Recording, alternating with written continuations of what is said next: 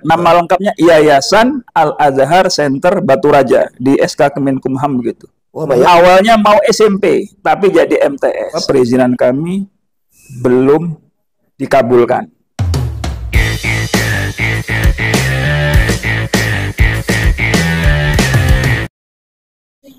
Iya, baik. Assalamualaikum warahmatullahi wabarakatuh. Waalaikumsalam Hari ini kita ketemu akan bincang-bincang ngobrol dengan salah satu narasumber yang luar biasa. Ternyata beliau itu punya cita-cita sama seperti kita, menjadi seorang jurnalis. Tapi entah ternyata di perjalanan dia belok atau balik kanan dia ke lembaga pendidikan.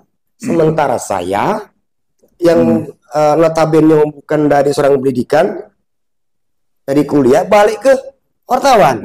Nah, untuk lebih jelasnya kita ngobrol-ngobrol dengan Ustadz Taufan yang punya jenggot tipis-tipis. Ya. Wah, yes, nama itu. beda aliran. Beliau itu aliran rock. Ini agak sedikit aliran slow ya. Slow pop. Iya. Silakan Pak Ustadz Taufan. Itu dari kok nyimpang sih dari cita-cita seorang jurnalis kok ke lembaga pendidikan? Apa sih? Perlu saya luruskan ya. Cita-cita itu kan kalau masih di usia belia itu kan sering berubah-berubah ya. Tapi memang dulu passion saya tuh senang kalau ketemu orang. Kemudian ngobrol, tapi mengobrol yang bermakna begitu. Sehingga akhirnya ketika dulu di kampus sering ditugaskan untuk bersama tim tentu saja kan untuk mendatangi narasumber. Narasumber itu bisa dosen, bisa tokoh di Mesir sana. Kemudian kami mewawancarai tentang tema-tema tertentu, kemudian kami transkrip, kami terjemahkan maksudnya ke bahasa Indonesia, lalu kami kirimkan ke salah satu media yang sudah sifatnya nasional. Nah, itu aja hobi, Mas. Itu di Aljazair. Saya di Mesir. Mesir. Di Mesir. Oh, jadi waktu kuliah. Waktu kuliah. Jadi LC dong. Saya kan punya cerita. Saya belum selesai. Waktu itu. Iya, saya ini tidak selesai, Mas. Di Al-Azhar. Jadi saya hanya dapat 4 atau 5 semester begitu. Kenapa itu? Saya harus pulang karena sakit. Sakitnya agak parah sehingga ibu saya ketika saya pulang itu melarang saya untuk kembali lagi ke sana. Jadi nggak ada gelar LC-nya berarti? Saya nggak punya LC. Untungnya dapat istri LC. Nah itu kan hebatnya di situ. Jadi nggak selesai LC tapi istri kita yang LC gitu loh. Kan sama-sama LC dong. Wih Pak LC gitu. Pak LC. Terus kalau Al-Azhar ini kan yayasan maksudnya? Yayasan ya. Itu yayasan. Sebentar, nama lengkapnya Yayasan Al-Azhar Center Batu Raja di SK Kemenkumham begitu. Wah, punya ininya, badan hukumnya. Iya, dari awal Mas kita daftarkan. Ya. Nah, cikal bakal dulu di mana tuh? Jadi begini, kalau kita runut ke belakang, ini nama Al-Azhar Center Batu Raja itu sudah dimunculkan tahun 2009. Akhir 2009 lah, itu bertepatan dengan Ibu Desi, ketua yayasan yang sekarang itu pulang dari Al-Azhar. Tamat itu kan di 2009 Oktober nggak salah. Novembernya beliau punya inisiatif untuk membuat lembaga. Awalnya hanya bimbingan belajar untuk anak-anak. Bimbel? Ya, bimbel umum, matematika, bimbel bahasa Arab, bimbel bahasa Inggris. Dan masih sangat sederhana. 2009 November. Kalau lihat tanggalnya ini saya sebentar. Ada kepean. Iya. 23 November, Mas. 23 November 2009 itu bimbel. Lalu seiring waktu mulai ada penambahan lembaga TPA. TPA berarti di bawah BKPRMI kan, ya itu di Juli 2010. Jadi mungkin awal tahun ajaran kali ya, 2010. Nah, itu kan masih lembaga non formal. Mm-mm. Jadi muridnya itu datang dan pergi kira-kira. Sesuka hati. Iya, ada yang ngaji sebulan, kemudian nggak anu lagi. Sehingga kemudian di 2014 itu kami TPA tetap tadi kami tambahkan program tahfidz. Oh, Jadi tahfidz itu sudah ada sejak zaman TPA. TPA. Nah, di 2015 karena kami merasa kami punya jaringan wali murid kan, wali murid TPA, wali murid bimbel, kami merasa perlu ada inisiatif untuk pendirian lembaga formal. Karena tadi kita punya pengalaman kalau lembaga non formal kan orang datang dan pergi. Iya, sesuka hati. Kalau lembaga formal kan lebih terorganisir. Kalau SD 6 tahun, kalau SMP 3 tahun kan, sehingga itu lebih, dan itu juga lebih pasti untuk memberikan guru-guru TPA kami kan sudah S1 semua ketika itu kan. Guru-guru TPA. Iya, jadi kan sebagian guru-guru TPA itu kan direkrut oleh Bu Desi ketika masih menjadi dosen atau mahasiswanya sendiri di salah satu perguruan tinggi swasta. Jadi seiring waktu berjalan mereka sudah banyak yang S1. Jadi kami memikirkan ini guru-guru perlu dikasih wadah kan, wadah lembaga formal. Maka di 2015 itu kami bismillah dengan segala kekurangan yang ada, hanya modal tekad, kami mulai membuka MTS. Bukan SMP. MTS deh pertama ya. Awalnya mau SMP, tapi jadi MTS. SMP swasta? Iya. Awalnya SMP umum? Ya, SMP, ya mungkin sejenis SMP IT lah kira-kira. Tapi qadarullah jadinya MTS. Itu ada ceritanya. Gimana itu? Menarik ini. Iya, dari rencana umum. Ya. Kok tiba-tiba muncul ke agama gitu? Ya, betul. Saya juga nggak tahu, kamu juga nggak sengaja kan, karena dulu pertimbangan SMP karena dalam bayangan kami kalau SMP kan pelajaran agamanya kan tidak banyak ya, hanya 2 jam per pekan. Per minggu. Sehingga kami punya ruang yang banyak untuk memasukkan pelajaran agama kan begitu kan kira-kira kan. Nah, kalau MTS itu kan sudah ada banyak pelajarannya, kurikulumnya jelas. Jadi awalnya memang kami inginnya SMP. Sempat mengajukan perizinan untuk pendirian SMP ke Dinas Pendidikan Kabupaten. Lalu didatangi, disurvei begitu kira-kira oleh tim dari Diknas. Setelah survei kami hanya bisa menampilkan apa yang kami punya ketika itu kan. Kami tidak mengada-ngada, kami baru punya beberapa ruang yang mungkin dianggap terlalu sederhana, belum layak. Intinya kami mendapat balasan surat secara resmi bahwa perizinan kami belum dikabulkan. Ditolak jadi? Di tahun 2015. Kalau ditolak itu bahasa Anda. Saya nyebutnya belum dikabulkan ya. Belum disyarat lah ya. Iya. Karena mungkin ya kami juga tahu dirilah ketika itu ya. Belum begitu menjanjikan kan. Jadi akhirnya padahal ketika surat itu turun Mas, ketika tahun ajaran baru sudah di depan mata. Sementara kami sudah kadung membuka komunikasi kan dengan wali murid bahwa kami akan memulai di bulan Juli, berarti ya Juli 2015 itu akan ada lembaga formal baru. Ya. Alhamdulillah begitulah ada jalan ya. Setiap ada kesulitan ada jalan kan. Jadi kami akhirnya dengan tidak ada pilihan lain, kami akhirnya datang ke Kementerian Agama Kabupaten Oku. Jadi akhirnya dari ada namanya bagian madrasah, penmat, pendidikan madrasah. Yang sekarang kosong. Ya, dulu nama kasihnya itu Pak, ya Allah. Bukan, Allah ya Rahim. Sudah meninggal, Pak Hasbi. Oh, Pak Hasbi ya. Yang dari Oku. Jadi kata Pak Hasbi, kami ingat betul itu. Sudah, katanya jalanlah dulu saja, nanti kita lihat bagaimana progresnya. Silahkan jalan dulu, 2015 ini jalan dulu, nanti setelah setahun baru kita lihat apakah layak diberi izin operasional atau tidak. Jadi di 2016 setahun kemudian berarti kan setelah mereka lihat ada progres dari murid awalnya 2 satu laki-laki, satu perempuan. Sepasang dong. Sepasang. Itu murid pertama itu. Murid pertama. Jadi Anda bayangkan Mas, kan kita kan ada namanya awal tahun ajaran. Ya. Itu yang datang 2 orang siswa dan 2 orang wali. Itu satu keluarga atau beda? Untungnya keluarga yang beda. Untungnya. Wah, kan itu nanti kalau ketemu nikah gitu kan. Jadi ya ini juga perjalanan juga ya. Jadi dari dua murid pertama di awal tahun ajaran itu, lalu kami seperti mendapat apa namanya ya, bantuan berupa murid pindah. Ada yang mondok gak kerasan pindah ke kami. Itu saya hitung-hitung, setiap bulan ada anak pindah ke MTS kami yang belum ada ijobnya. Iya. Jadi di satu semester jalan itu ada anak 6 atau ada anak 7 begitu sudah.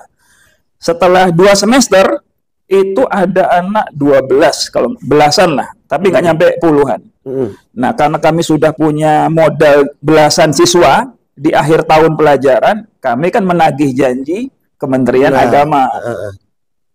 Kemudian sudah kalau begitu kami beri izin operasional oleh Kementerian Agama di tahun ajaran 2016 ya, 16-17. Ya, itu ceritanya begitu. Mulai dari asik yang siswa pertama itu, yang sepasang itu Mas, itu dikaryakan atau gimana sekarang ini? Harusnya dikaryakan ya, karena itu kan seperti saksi ya. Iya, saksi hidup lu, sepasang lagi. Iya. Saksi sejarah. Tapi kan orang punya rencana masing-masing. Kami kalau hubungan baik dengan wali, 2 orang wali pertama kami ini, kami sangat tanda kutip berterima kasih kan. Beliau adalah orang-orang yang percaya dengan kami ketika itu saat itu dengan segala keterbatasan kami. Tapi anak-anaknya ya namanya punya pilihan masing-masing. Ada yang lanjut kuliah, ada yang sudah berkeluarga, yang perempuan sudah berkeluarga.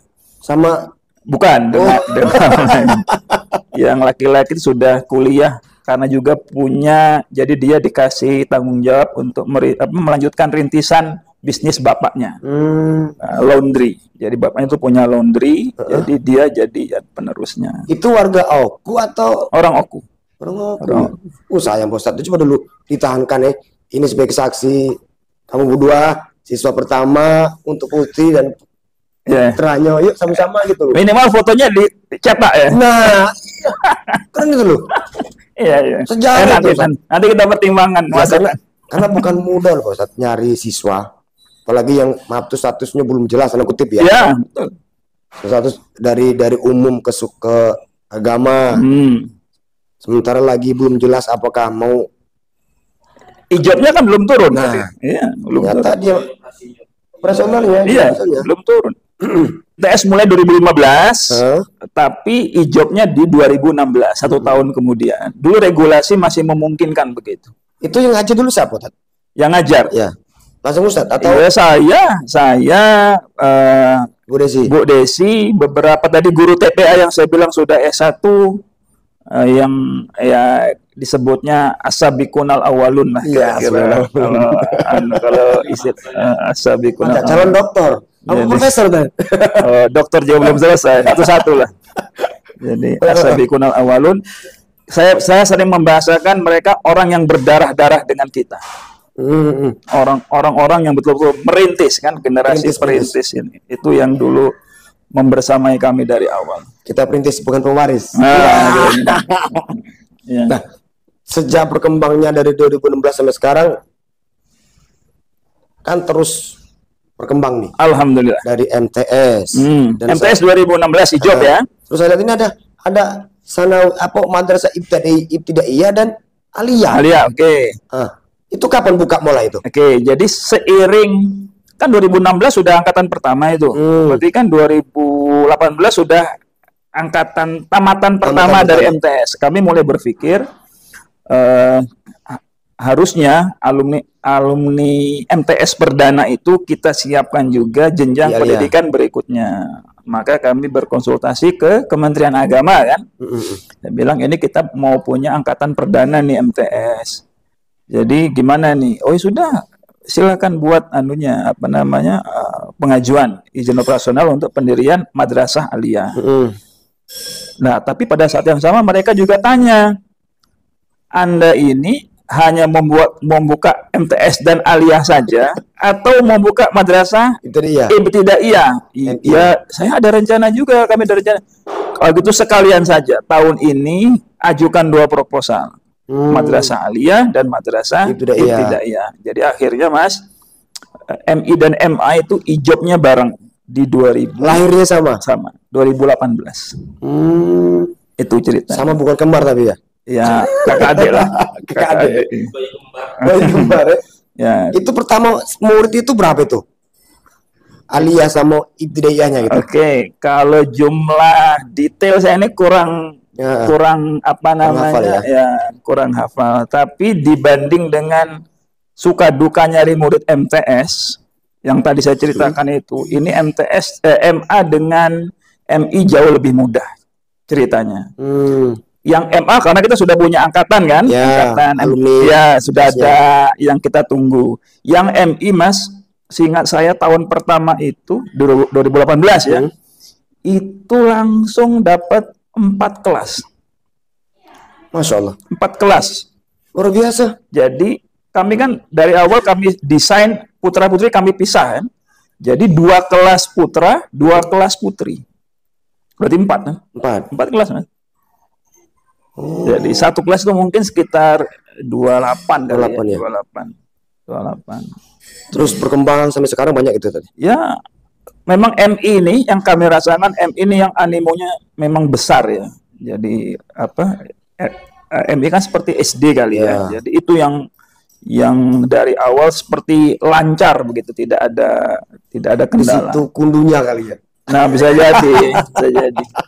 Jadi MI. Kalau sekarang udah berapa siswa nih kan?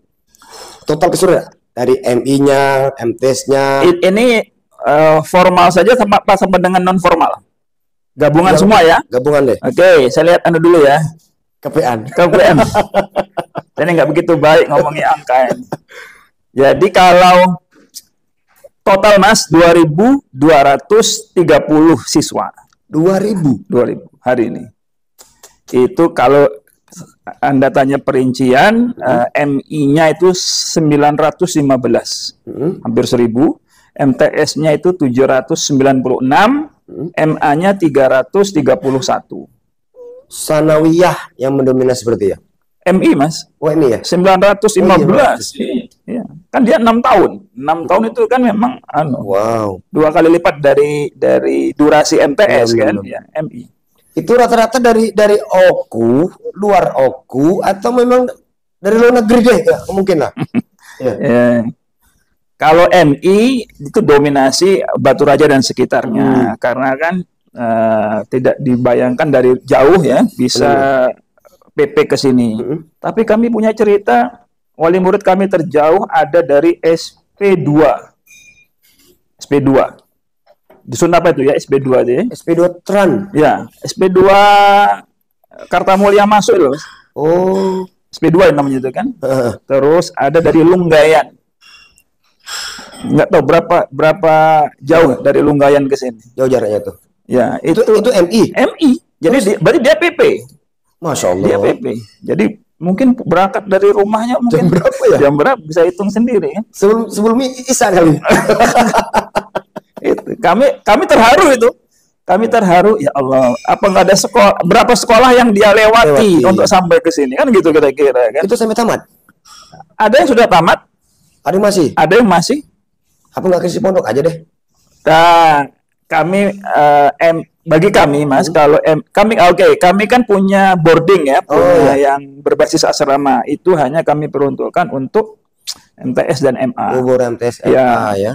Nah, karena ada boarding, jadi yang MTS ini akhirnya bisa luar kabupaten.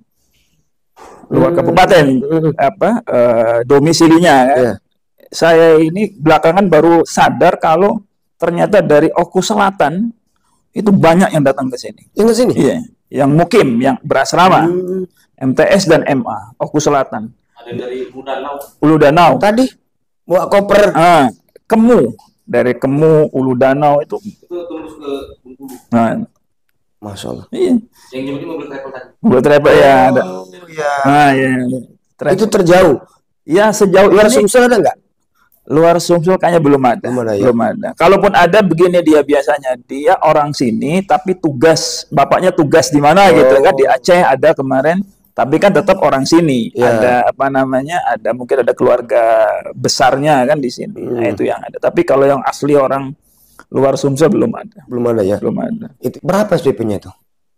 Bayarannya? Ini angka lagi nih. Angka saya nggak pasti saya. Atau 400? Iya, ya. Jadi gini, kami ini kan karena belajar berawal dari nol ya. Jadi kami ini secara tidak sengaja akhirnya kami bukan terjebak sih, kami akhirnya masuk dalam segmen menengah ke bawah, Mas. Oh. Segmen menengah ke bawah itu maksudnya ini Ekonomi ya? Iya, dari orang tua. Meskipun ada juga saya lihat beberapa wali murid itu memang dari segmen yang lebih tinggi. Itu bisa dilihat dari parkir dan kalau hujan. Jadi kalau mau melihat apa strata sosial di Al-Azhar, lihatlah ketika mengantar siswa musim hujan. Parkir gak muat, mobilnya itu berderet pada depan kerjaan ya. Iya. Salah satu kawasan macet Al-Azhar itu ya. Kadang-kadang dongkol saya begini. Karena ada anak sini kan, waduh. Iya. Pakai mobil macet, pakai motor hujan. Jadi sudah. Artinya jadi memang menengah ke bawah segmen kami. Dan ini cerita unik nih Mas. Ini mungkin nggak akan terungkap oleh apa. Ini saya kasihkan dengan Mas Imam. Asik. Jadi beberapa kali saya naik ojek Mas, ngojek, naik ojek gitu kan dari mana ke pulang ke sini kan. Itu nggak lebih dari sekali. Jadi saya nggak paham kalau ternyata tukang ojek ini adalah wali murid kami. Oke, jadi itu menjelaskan bahwa bahkan sekelas tukang ojek pun tanda kutip bisa nyekolahkan anaknya di sini. Kita tidak mendiskreditkan profesi tukang ojek, tapi kan tukang ojek tanda kutip menengah ke bawah kan gitu kan segmennya. Jadi saya merasa ini jangan-jangan ini yang menjadi apa namanya kunci keberkahan. Kalau disebut itu keberkahan lembaga kami bisa atau setidaknya berusaha menyediakan lembaga pendidikan dengan biaya terjangkau, tapi kami ingin fokus dengan kualitas. Kalaupun itu dianggap berkualitas, Mas. Berkualitas dong. Ya, itu biarlah orang yang kita kan nggak boleh mengklaim kita berkualitas, biar orang yang bilang itu. Salah contoh penerimaan siswa baru gitu kan. Bulan 6 bahkan berapa bulan sebelum penerimaan udah tutup, udah habis kuotanya. Ya, itu indikator ya. Nah iyalah. Iya. Kan nggak mungkin kadang-kadang tuh kadang sekolah lain kan sampai ayo sekolah di kami. Iya betul ya. Tapi ini belum dibuka udah full gitu loh. Itu sebuah kesyukuran. Nah, kesyukuran bagi kami. Dan itu amanat yang perlu kami jaga. Benar. Oke, kalau untuk tenaga pendidikan itu dari disiplin ilmunya dari mana aja tuh? Iya, kami kan menyesuaikan kalau lembaga formal Mas ya, kita kan harus menyesuaikan dengan regulasinya kan. Kalau guru IPS ya harus pendidikan IPS. Semua kami penuhi. Memang dulu awalnya kebanyakan sarjana apa itu SPD kan? SPDI lah kalau pendidikan Islam. Ya. Itu kan sarjana serba bisa itu. Dulu di saat awal-awal memang mereka. Tapi semakin ke sini kami harus kan beradaptasi dengan jadi ya guru matematika, sarjana matematika, semua kami ikuti.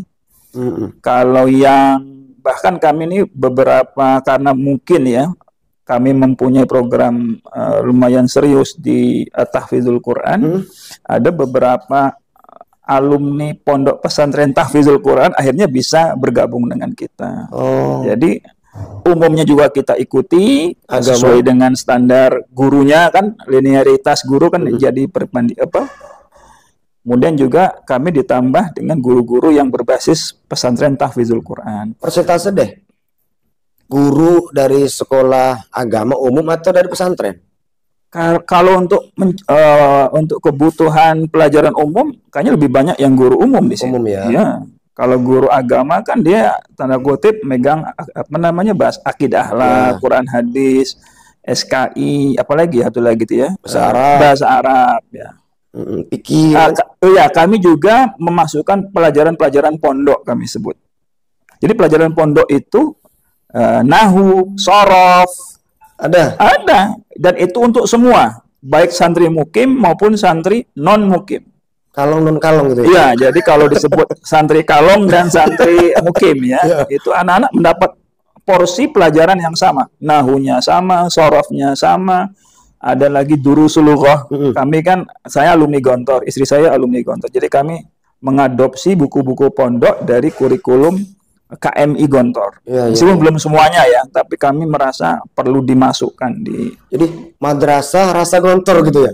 Iya, ada mungkin anggap begitulah deh. Ya, anggap berbasis pesantren. Orang-orang kan begitu, madrasah berbasis pesantren. Ya. Kemudian unggulan sendiri apa sih? Bingung saya kalau ditanya. Apa semuanya unggul? Iya. Kami dulu begini, punya ketika anak kita latih untuk menghafal Al-Quran, berapapun targetnya ya, itu kan menurut penelitian ilmiah, itu memorinya akan semakin diasah, semakin tajam. Kalau asumsi itu benar, Mas, berarti anak yang dilatih menghafal Al-Quran, dia akan bisa melahap materi-materi pelajaran lain. Jadi kami punya visi itu, anak-anak yang dikasih program hafalan Quran, dia akan selain mendapat keberkahan ya, keberkahan dari Al-Quran itu sendiri, dia juga secara akademik harusnya akan punya prestasi lebih. Benar. Ya, jadi itu aja sebetulnya sederhana sebetulnya visinya itu. Dan kami disebut serius karena begini Mas, anak-anak dari jam 7 sampai jam 9 itu mereka belum belajar pelajaran umum.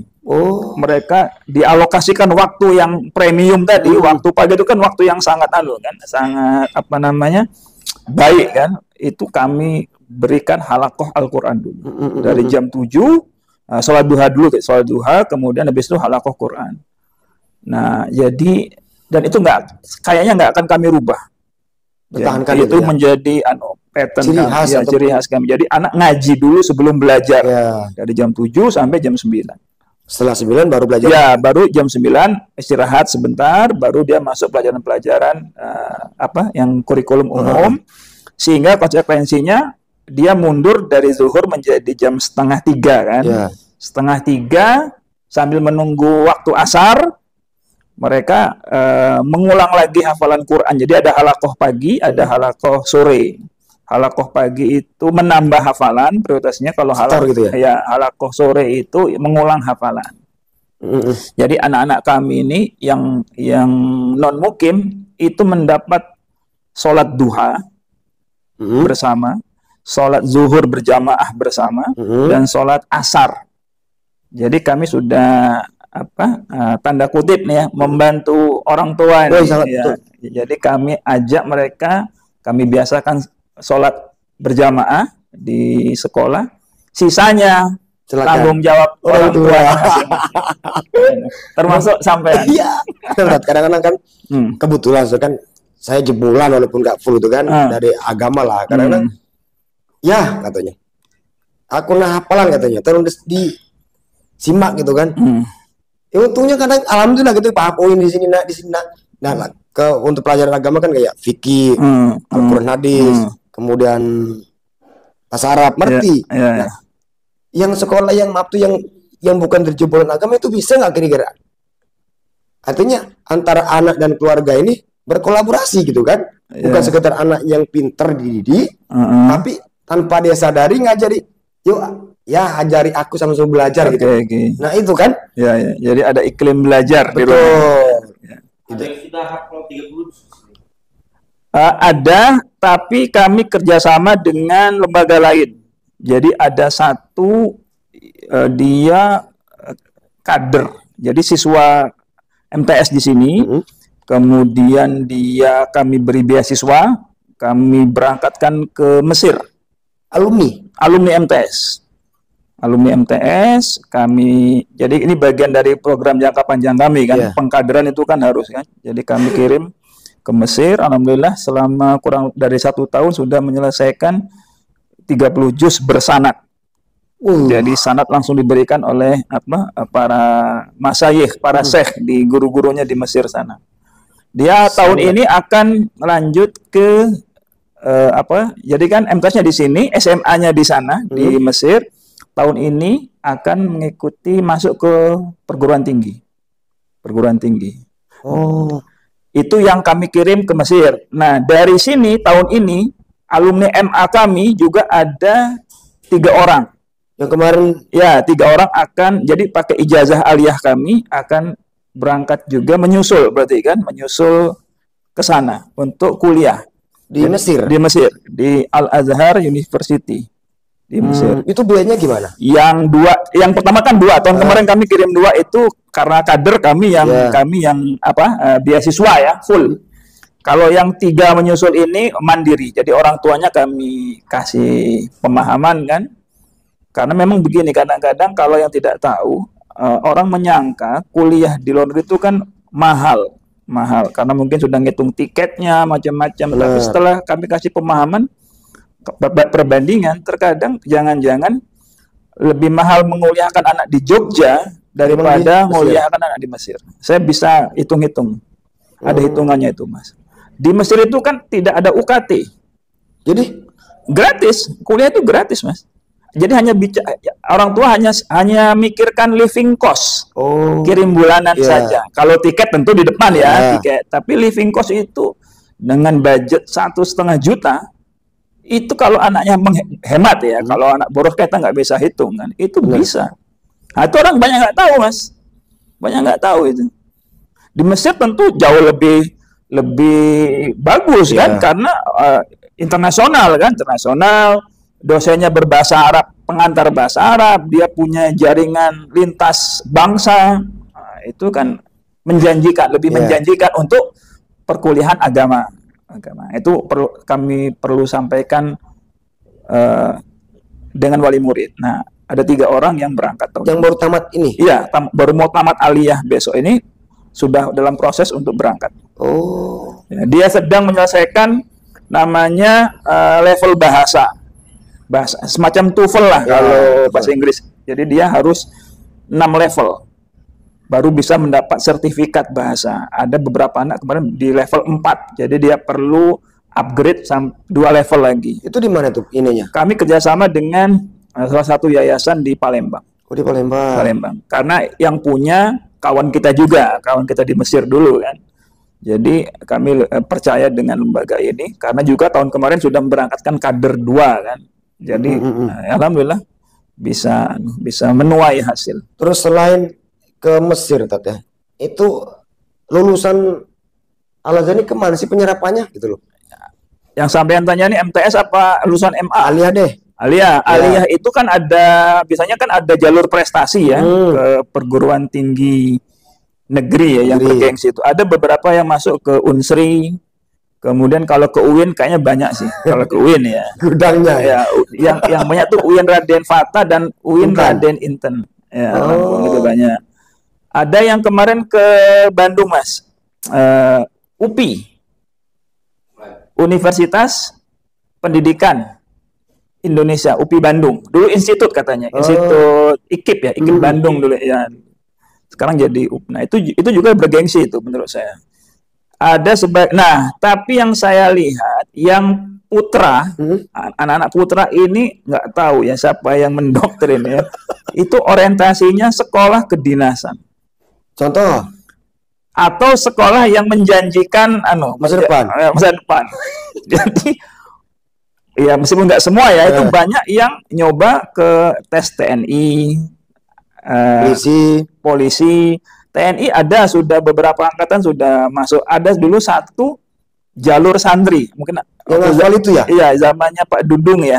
Kan ada program masuk TNI jalur itu ada 1 anak kami yang masuk, alhamdulillah. Jadi anak ini menginspirasi adik-adiknya akhirnya kan untuk benar. Kalau yang lain ada ya mungkin kayak semacam sekolah pelayaran yang gitu-gitu lah, Mas, yang putra itu.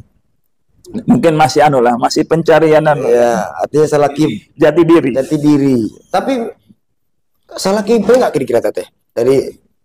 Dari aliyah nih, tapi sama nggak juga, saya juga salah kiblat itu kan dari. Ya, kan tidak semua alumni pesantren harus jadi ustadz. Benar. Ya, jadi wartawan juga boleh.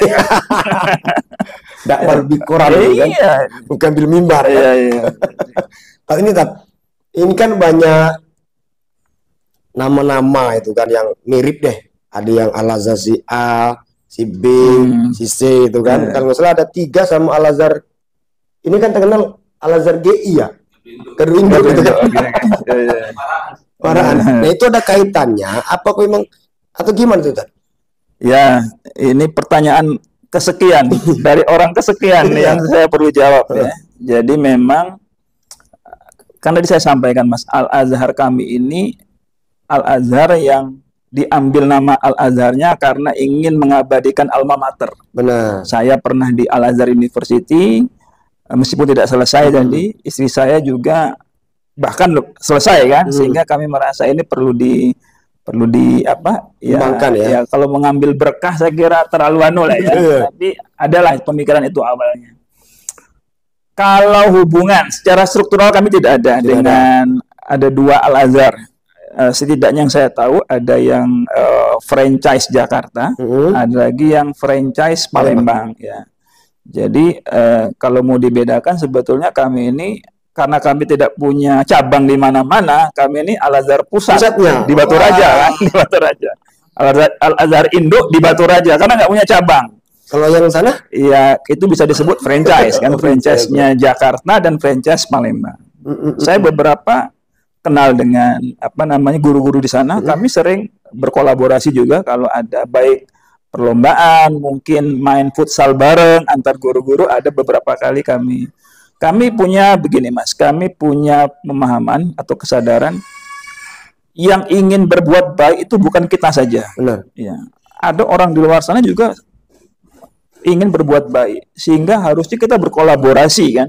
Kita berkolaborasi. Semangat kolaborasi itu dengan sehat tentu saja itu yang harus kita kedepankan ke depan. Bahwa nanti semakin banyak semakin sekolah-sekolah Islam di Baturaja itu berdampak terhadap penerimaan siswa baru itu hal lain.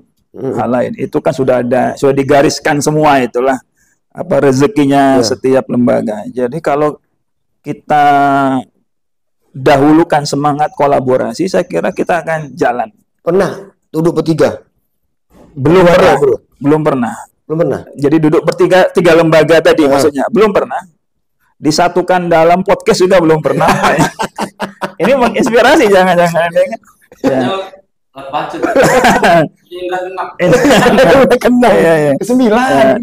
Jadi kami kadang sering ketemunya di lapangan futsal gitu kan, main-main. Ada beberapa guru kita justru mengajar di sana.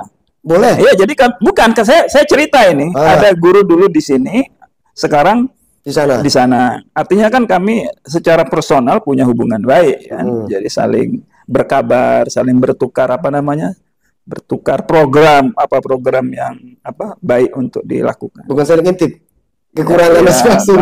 Ya, kita perlu belajar dari orang lain kan, apapun itu judulnya kan. Ada yang suaminya di sana, istrinya di sini. Waduh. Nah, itu dulu matu. Bahaya itu. Sedekat itu hubungan kami kan. Tapi kan level guru gitu. Ya, artinya secara personal kami merasa ini adalah mitra kami untuk kita ini kan punya PR Mas. Bonus demografi ya. Kita perlu mewariskan generasi emas. Iya, kita perlu itu nggak bisa diselesaikan satu lembaga ya. Harus banyak lembaga yang harus kerjasama.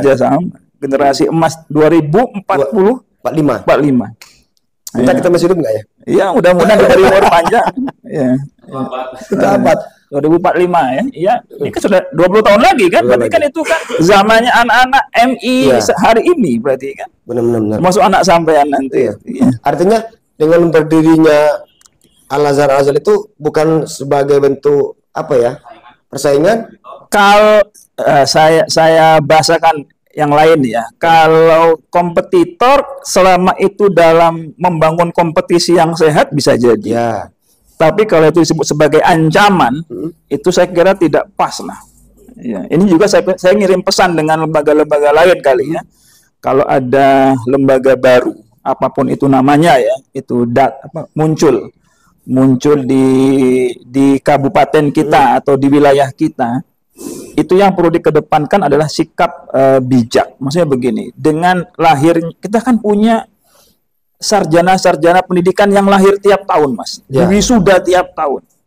Mereka ini butuh wadah kan, Mas. Wadah untuk mengabdi atau bekerja lah kalau dibuat.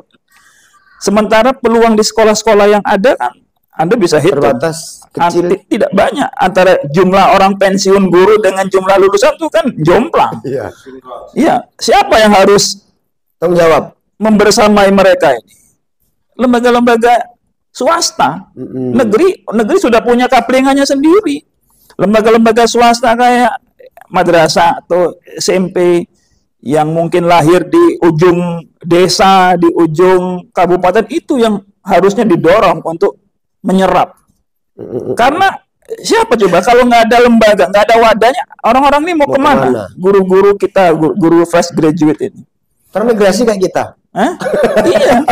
Jadi kita harus mengedepankan itu. Jadi berarti memang lembaga-lembaga harus muncul, tapi tentu dengan lembaga yang bukan asal muncul. Harus lembaga yang betul-betul berkualitas. Berkomitmen ingin menuju lembaga yang berkualitas. Tentu kan tidak semua lembaga muncul langsung besar, Mas. Proses. Iya, kecuali di backup dengan dana atau investasi besar-besaran. Kayak Lazar ini kan?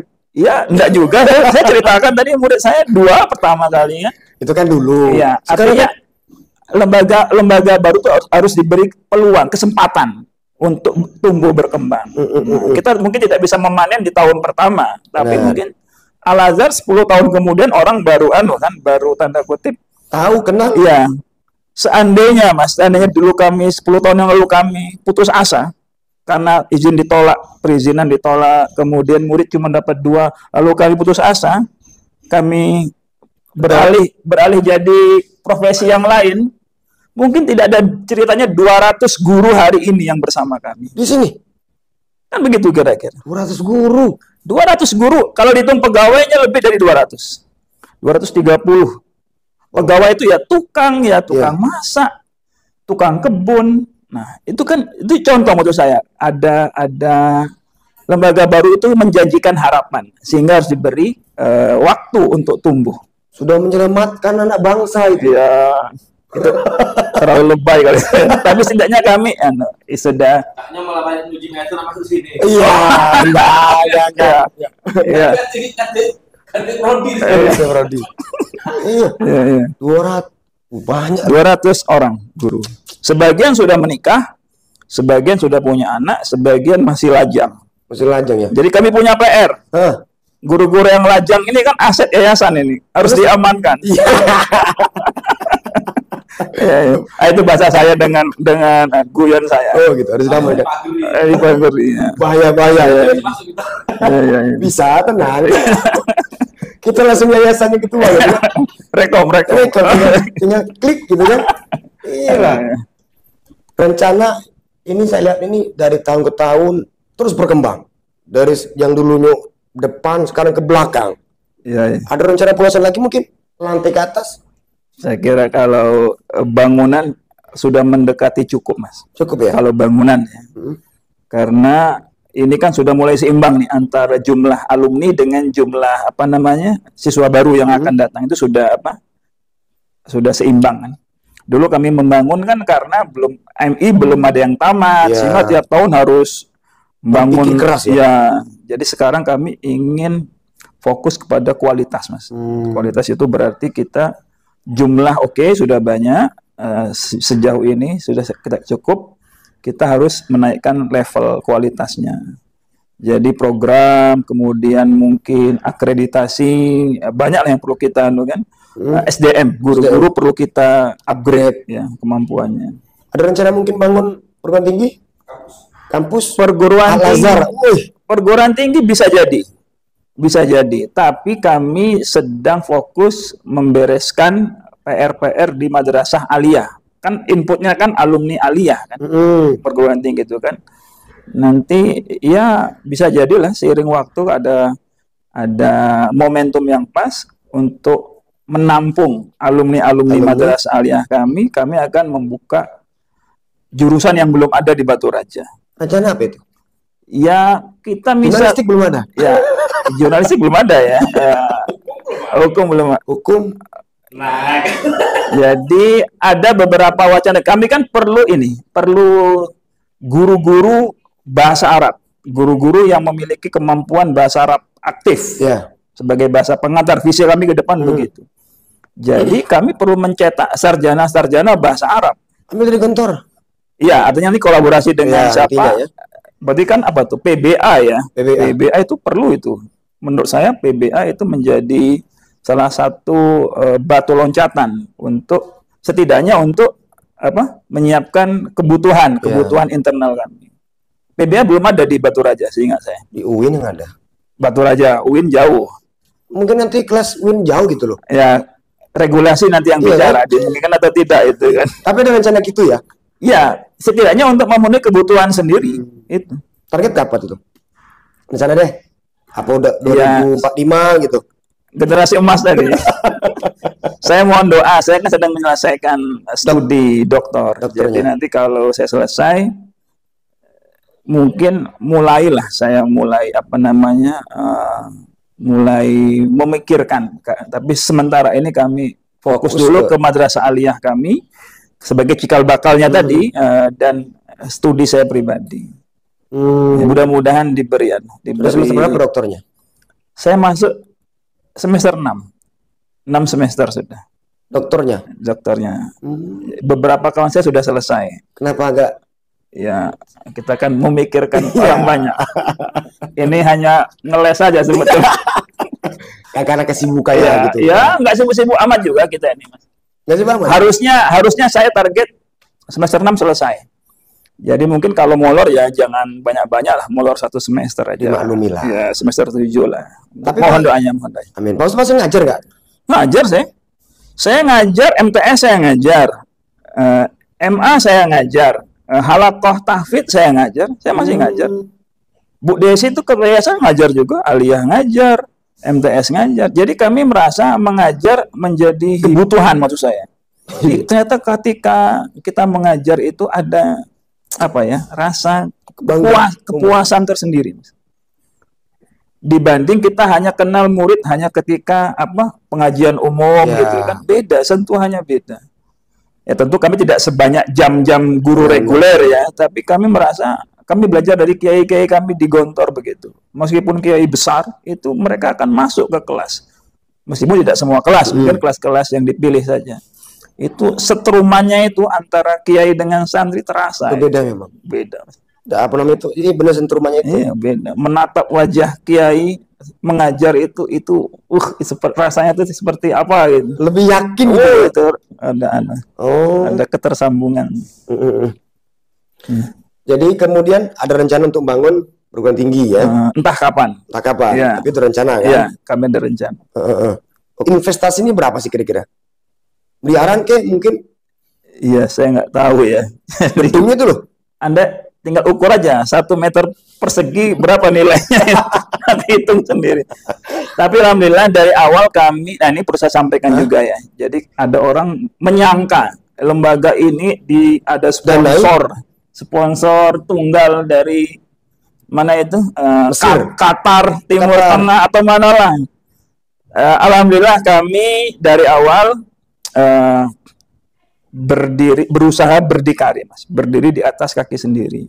Kami tidak ingin tersandera dengan ormas tertentu, dengan apalagi parpol tertentu. Kami merasa justru dengan seperti ini lembaga pendidikan punya keleluasaan. Ya, kita wali murid kita ini kan banyak, Mas.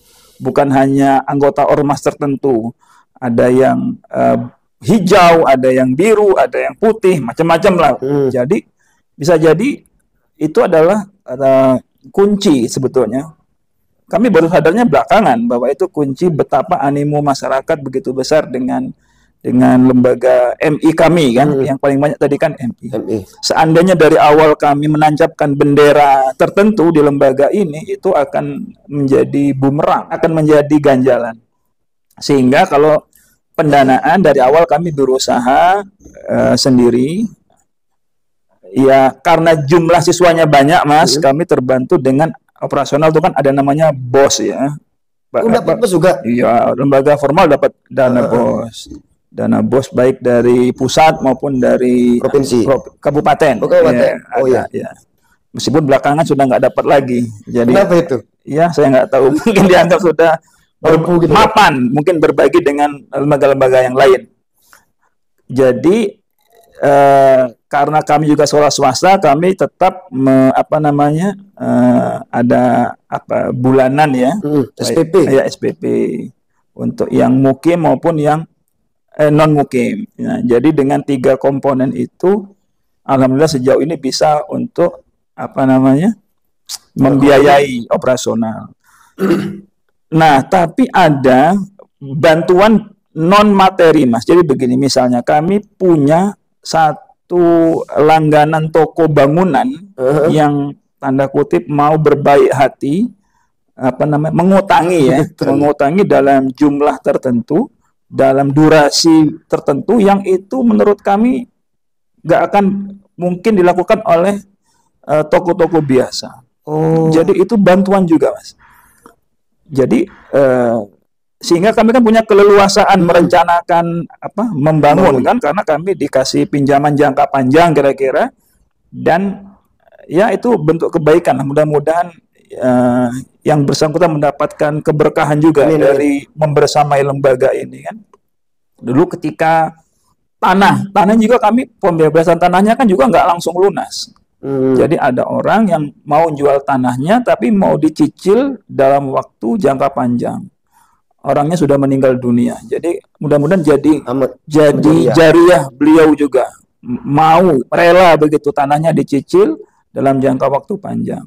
Kemudian juga ketika nimbun ini kan dulu rawa ini. Rawa semua. Kami timbun itu kan butuh sekian kubik, ratusan atau mungkin ratusan ya untuk nimbun. Itu kami dulu malah dapat bantuan, ada pengusaha Batu Raja lah yang non muslim gitu ya. Itu dia tanda kutip memberi, jadi tanahnya ditaruh dulu nanti kami bisa bayarnya belakangan. Jadi saya merasa Mas itu ada kemudahan campur tangan dari yang di atas. Intervensi kan dari pusat. Iya, dari langit maksud saya. Ya, kan pusat kan? Ya. Bukan cabang kan? Bukan cabang. Jadi campur tangan dari Allah untuk mempermudah lembaga ini melalui tantangan di awal-awal. Sehingga saya semakin yakin program mengaji pagi sampai jam 9 itu tidak boleh hilang. Itu yang mendatangkan keberkahan-keberkahan di lembaga ini. Iya.